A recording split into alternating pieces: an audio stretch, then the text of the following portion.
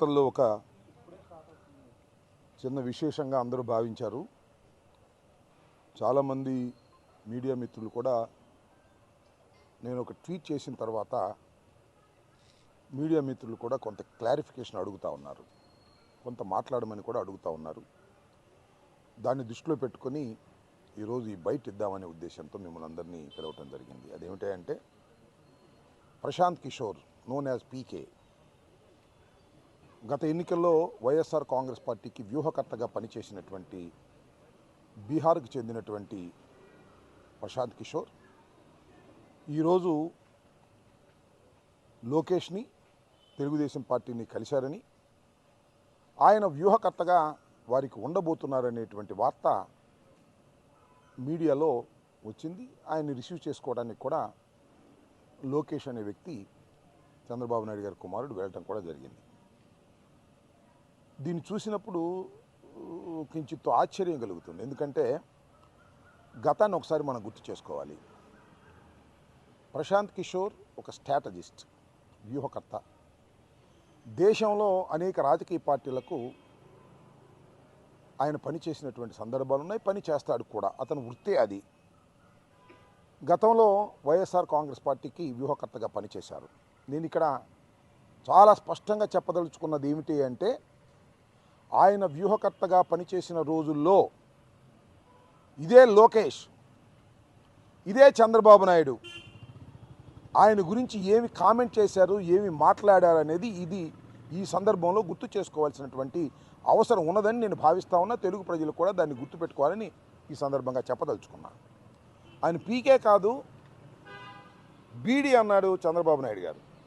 బీడీ అంటే బీహార్ డెకాయిట్. ఎక్కడి నుంచో బీహార్ డెకాయిట్ వచ్చాడు ప్రశాంత్ కుమార్. ఆయన తోకలు కత్తిరిస్తాం, ఆయన ఏమన్నా చేస్తాడా, ఏం చేయగలడు అని ఆయన మీద ఇష్టం వచ్చినట్టుగా మాట్లాడారు. అంతేకాదు,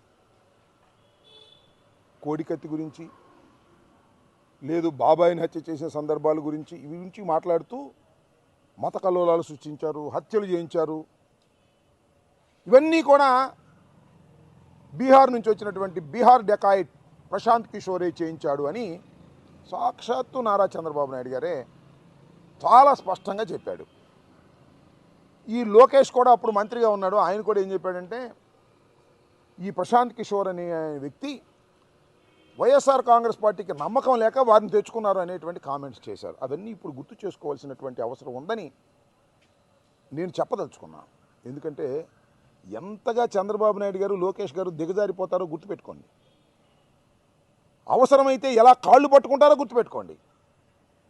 ఒకప్పుడు బీహార్ డెకాయిట్ అని తిట్టినటువంటి ప్రశాంత్ కిషోరే ఇవాళ మాకు వ్యూహకర్తగా కావాలని ఢిల్లీ వెళ్ళి బతిమలాడి తెచ్చుకున్నారు.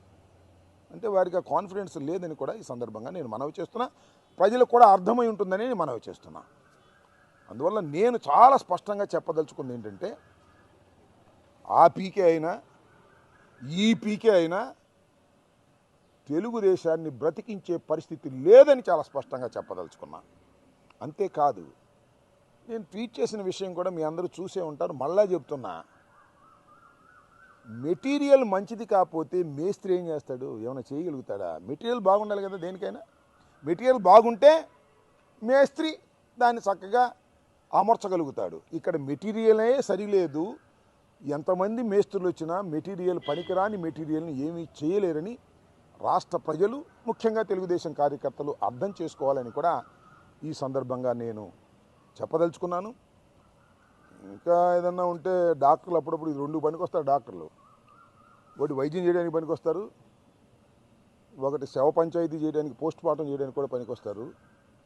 ఇప్పుడు ప్రశాంత్ కిషోర్ చనిపోయినటువంటి తెలుగుదేశానికి పోస్ట్ మార్టం చేయడానికి మాత్రమే పనికొస్తాడు తప్ప ప్రాణం పోయడానికి పనికిరాడనే వాస్తవాన్ని ఇవాళ కాకపోతే వచ్చి పరిశీలించిన తర్వాత అయినా మీకు అర్థమవుతుందని ఈ సందర్భంగా నేను చెప్పదలుచుకున్నాను. ఎంతమంది ప్రశాంత్ కిషోర్లైనా, ఎంతమంది పవన్ కళ్యాణ్ అయినా కట్టగట్టుకొని వచ్చినా, ఎన్ని వ్యూహాలు చేసినా, ఎన్ని వ్యూహాలు రచించినా తెలుగుదేశం పార్టీని బతికించటం సాధ్యపడే అంశం కాదు. జగన్మోహన్ రెడ్డిని ఓడించటం అంతకంటే సాధ్యం కానటువంటి పని అని అర్థం చేసుకోవాల్సిందిగా ఈ సందర్భంగా చెప్పదలుచుకున్నాను. అంటే రాబిన్ సింగ్ పని అయిపోయిందనమాట. ఆ వ్యూహకర్త పని అయిపోయింది, కొత్త వ్యూహకర్త రావాల్సి వచ్చింది. అంటే ఇంతకు ముందు పనిచేస్తున్న వ్యూహకర్త వల్ల పార్టీ పైకి రాలేదు, ఇంకా దిగజారిపోయింది, అందువల్ల మరొక వ్యూహకర్తను తీసుకొచ్చారు అనేగా అర్థం. అంతేకాదు, చంద్రబాబు నాయుడు గారిని అరెస్ట్ చేసి 53 రోజులు జ్యుడిషియల్ రిమాండ్లో పెడితే ఏం చేశాడు పవన్ కళ్యాణ్? కొన్నాళ్ళు కనపడ లోకేష్ కొన్నాళ్ళు కనపడలా. ఎక్కడికి వెళ్ళాడు? వెళ్ళి పీకే కాళ్ళు పట్టుకున్నారని చెప్పారు. పీకే నేను రాను బాబు, అది చచ్చిపోయిన పార్టీ, నేను బతికిందని చెప్పినా మళ్ళీ ఏదో బతికినాడు స్పెషల్ బయటలో తీసుకొచ్చారని వింటున్నాం. చివరికి ఏం జరిగిద్దో చూద్దాం, అంతే తప్ప వ్యూహకర్తలు మారినంత మాత్రాన మెటీరియల్ బాగోకపోతే అవి పైకి వస్తాయని అనుకోవటం అనేది చరిత్ర తెలియని వాళ్ళు చేసేటటువంటి పని అని ఈ సందర్భంగా నేను చెప్పదలుచుకున్నాను. Okay, thank you.